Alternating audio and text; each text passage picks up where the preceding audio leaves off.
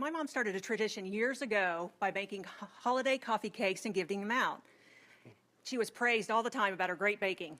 Well, I continued that tradition, and I hand them out to everyone. Okay. Well, I went to my holiday Christmas party the other day, and my coworkers who eat anything barely touch my coffee cakes. Steve, I need to know the truth. Have I been gifting terrible coffee cakes all these years? Will you try them and let me know? This is it? This is it.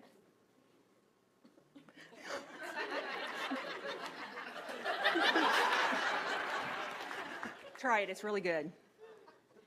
I think.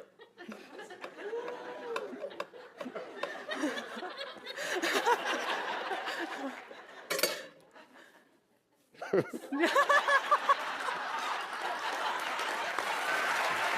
you been giving this to? Everybody,